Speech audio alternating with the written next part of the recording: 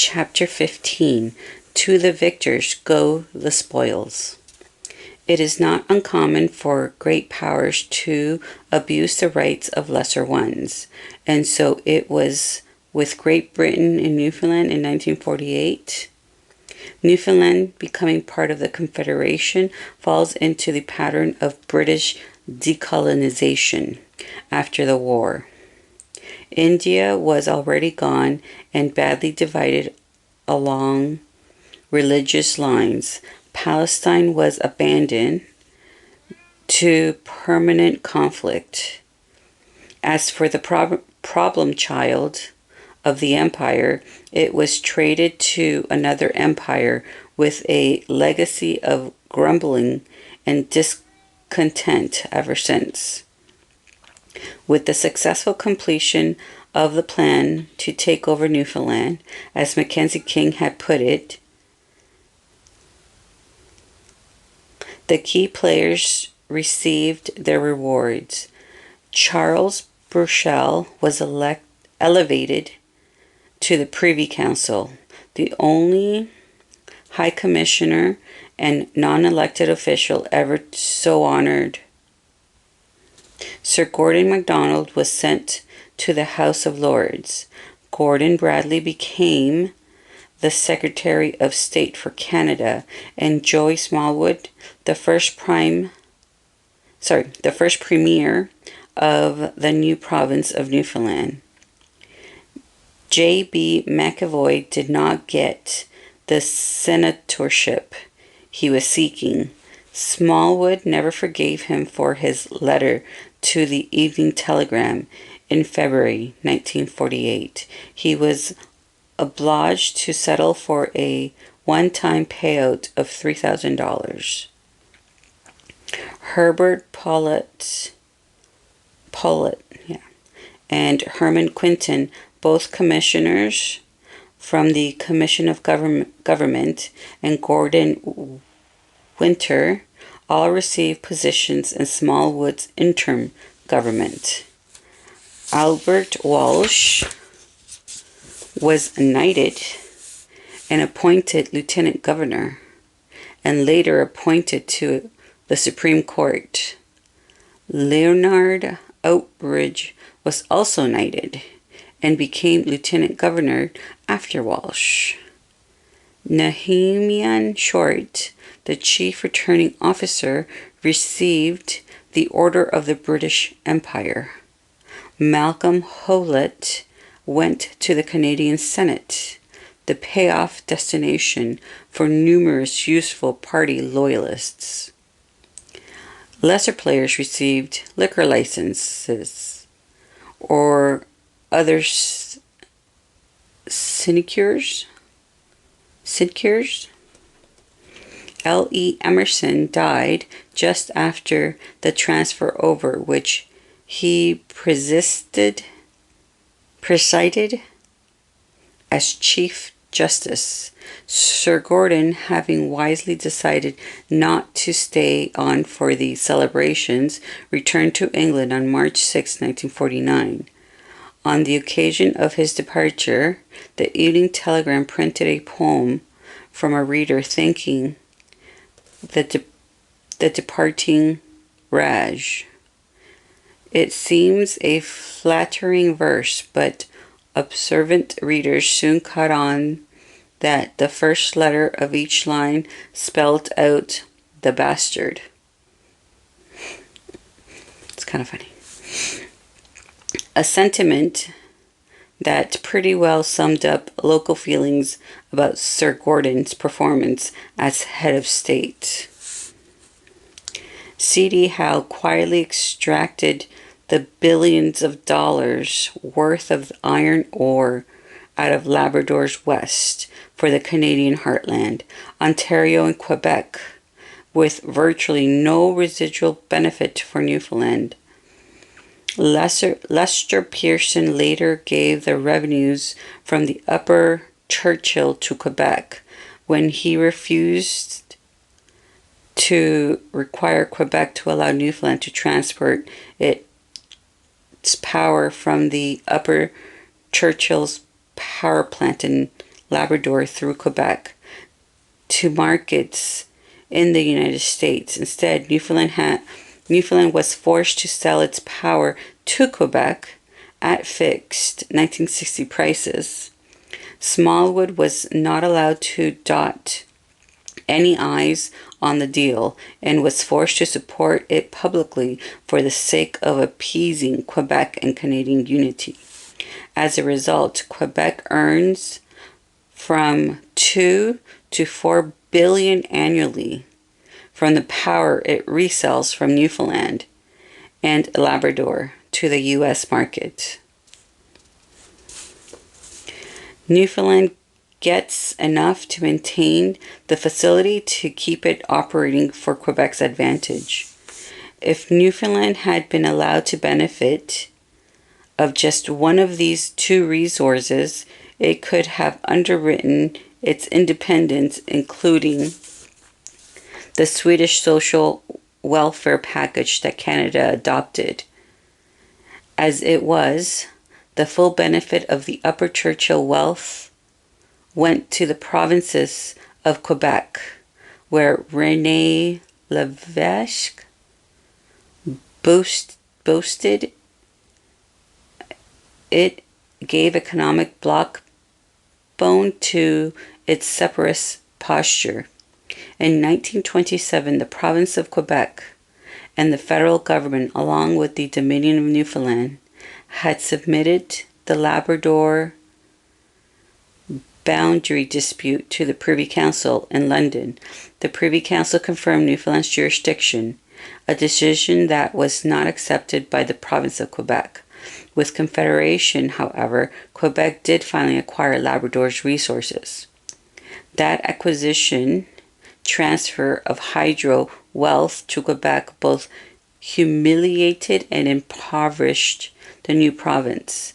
Those who were unaware of the fix in 1949 could see it clearly by 1969.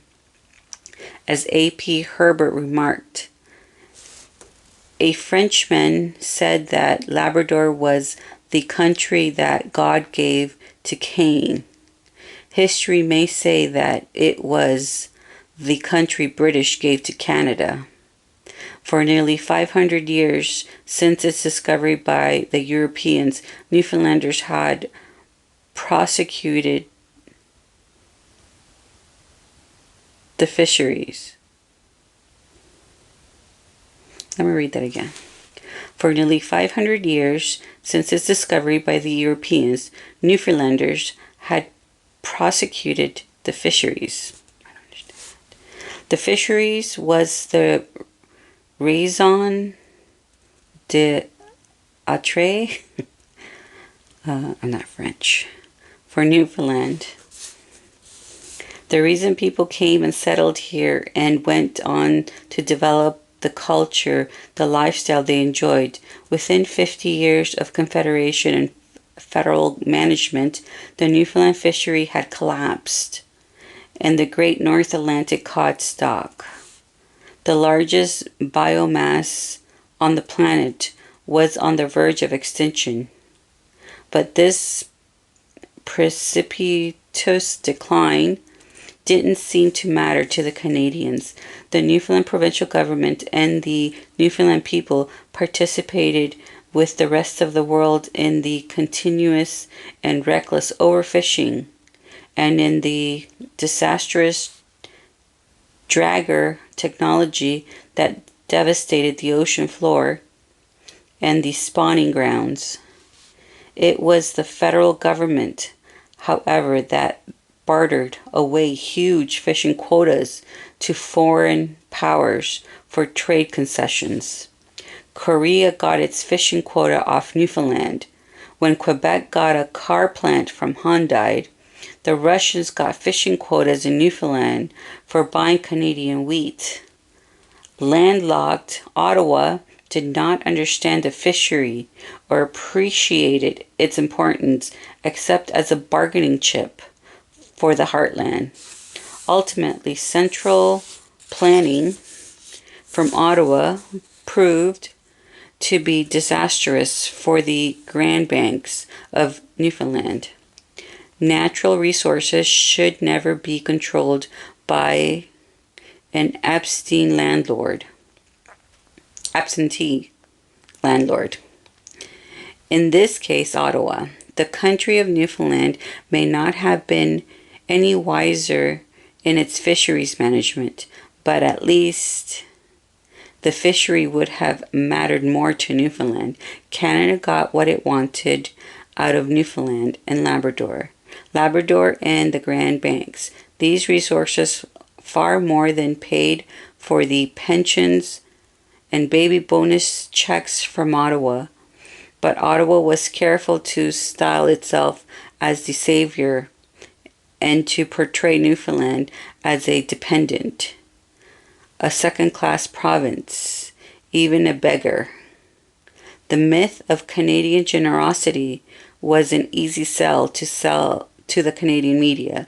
The burden, the problem child, has been passed from one empire to another, but Canada had fought long, hard and dirty to acquire it, and as soon as it had the prize, the extractions could begin.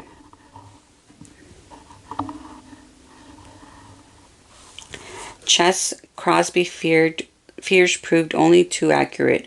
Once the resources and the revenues were pouring out of the province to central Canada, Newfoundland was mired in debt after only 8 years of Confederation. In 1956, the Royal Commission to examine Newfoundland's financial position was established, as promised by Term 29 of the Terms of Union. The Commission's recommendations fell far short of what Smallwood had hoped for and what Newfoundland's own Royal Commission had recommended was necessary to rescue the province from the financial problems created in 1949. But John Diefenbaker, new federal Conservative government was unmoved. It was then that Smallwood, the apostle of Confederation, donned the black armband of the Responsible Government League. By that time, there was nowhere left to turn. Canada failed utterly to develop the new East Coast it had acquired. Geoff Sterling, Newfoundland's media magnate and one of Crosby's lieutenants in the Union with America Party, concluded 30 years later that Confederation in Newfoundland had delivered the worst roads in Canada, no real development money, just handouts. Newfoundland was never adequately connected to the mainland because no one thought there would ever be any development on the island. Above all, costs were to be kept to the minimum. The railway was closed, and the poor ferry service kept the province isolated from the mainland. The liberal culture of dependency there did not begin to change until 1984, when John Crosby and Premier Brian Peckford negotiated the Atlantic Accord, which attempted to give back to Newfoundland the benefit of some of the resources it had brought with it into Confederation. Interestingly, the Federalist John Crosby was the son of the nationalist Ches Crosby and a minister in Brian Mulroney's cabinet, but subsequent material change did not come to the island until Premier Danny Williams was driven on December 23, 2004, to take down the Canadian flag in the Newfoundland Legislative Building in his fight with Ottawa to give the province more of its offshore oil revenues. His government support shot up from 41% to 86%. The Williams government finally forced Confederation to work for Newfoundland and Labrador and not against it. As Jim Haley summed it all up, Newfoundland was a prosperous country in the first part of the 20th century. We were taken advantage of during the Great Depression in 33, not helped but taken advantage of by Great Britain, and then again by Great Britain and Canada in 49. When it was suspended in 33, ours was the oldest parliament in the empire, except for the one in Westminster. In the 30s and 40s, we were looking at an exciting future for our country.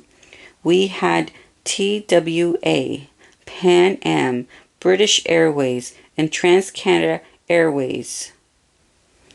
You could go to Gander, take your pick, and fly anywhere in the world. We had 2 steamship lines, Furnace Witty,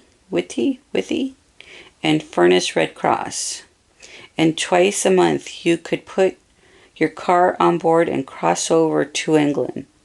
We had passenger boats to Boston and New York. We lost all that when we joined Canada, and TCA got a monopoly here. We went from being an international hub to a Canadian waterback overnight.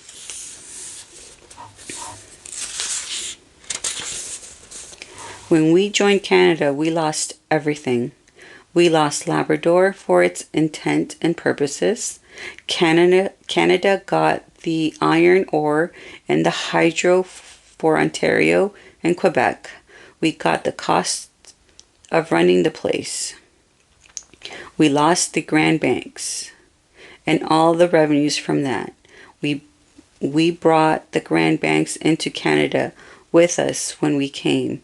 They're the Grand Banks of Newfoundland, not the Grand Banks of Ontario or even Quebec. And as Avril Baker wrote, our continental shelf is 10 times the size of any other province, with 10 times the potential for jobs, and there should be a separate Newfoundland and Labrador Corps to deal with this vast resource instead of having it all rolled up into the Atlantic Accord.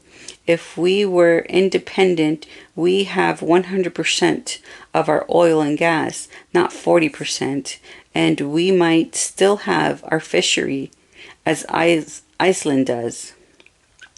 But we lost everything when we joined Canada.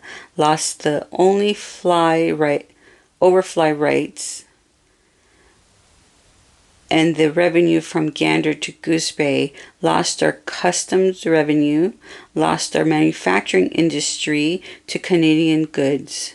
We lost our ability to develop our own country or province because we lost control of our resources to Ottawa, which you can see in the official papers in all Ottawa ever wanted out of Newfoundland. So it should not surprise anyone that they had no plans or visions for the newest province. They actually planned for the depopulation of the place, so it would cost them less in services. If we had control of our resources, our own resources, we would be one of the most prosperous countries in the West, or the richest province in Canada. According to a UN survey, Newfoundland is the second richest jurisdiction in resources on the planet after Kuwait. Wow, that's big. Ontario and Quebec have gotten the benefit of that wealth, and they called us a burden. The problem with the fix of 49 is that the crimes goes on and on. That's why we need the truth. Justice requires, at a bare minimum, that we negotiate the terms of union with Canada. We cannot say renegotiate because they were not negotiated in the first place. And that's a big seed for us right there. That's a big line for us. Let me say that again. We cannot say renegotiate because they were not negotiated in the first place. The people of Newfoundland wanted work, not welfare, but we got welfare. That is changing only recently because Danny Williams fought for 40% of our offshore oil. With that 40%, we've been able to stabilize. If we had what was rightfully ours, we wouldn't need Canada. That's the dirty secret Ottawa doesn't want anyone to know. They hint the jackpot when they got Newfoundland and Labrador, and they covered it up with a lot of noise about welfare.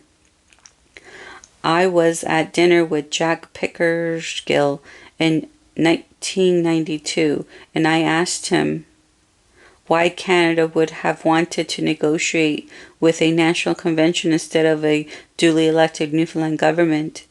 Pickersgill smiled in reply, because we never would have gotten you so cheap. So, we need control of our Grand Banks back. We need 100% of the oil and gas, just as Alberta gets from the tar sands. We need at least joint jurisdiction of our fisheries. There are a lot of things that need to be looked at, such as an elected but equal Senate. And we need to be better connected if we're going to be part of Canada in the 21st century. Long ago, we should have had a ferry service from Corner Brook into Quebec. But if we can't get any of that, we can separate and put a ferry through to Maine. It might be easier, and as an independent country in the 21st century, we might have a better chance than a forgotten region of Canada. Independence would be good for Newfoundlanders. Good for our character, good for our self-esteem, good for our children. It's our choice now. Chrétien's Clarity Act gives us that choice. Certainly we are only as valuable as the value we set on ourselves. If you permit yourself to examine the truth for a moment, you have to consider that responsible government did actually win. Newfoundlanders voted for responsible government and for independence in 1948. If you start with the realization, everything looks very different. Responsible government won in spite of limitless funds and the high-pressure tactics and schemes of Great Britain and Canada. From the announcement of the elections for the National Convention in December of 1945 to the final vote in July of 1948, it took the UK government almost 3 years to deliver a constitutional obligations which had already been delayed by another year. It took that long to wear down the Newfoundlanders into accepting Confederation and hopefully achieving the maximum conditions for a win. In spite of all that, responsible government won by a very slim majority, an astonishing achievement for a small but plunky nation. We did well in 1948. It was the British and the Canadians who let their end down. And that brings us to the end of chapter 15. Thank you. This is the last chapter of the book. Thank you so much for reading with me. Sorry I have trouble at times. There's 2 more sections, which is the epilogue and acknowledgements, which I will also read together. Thank you.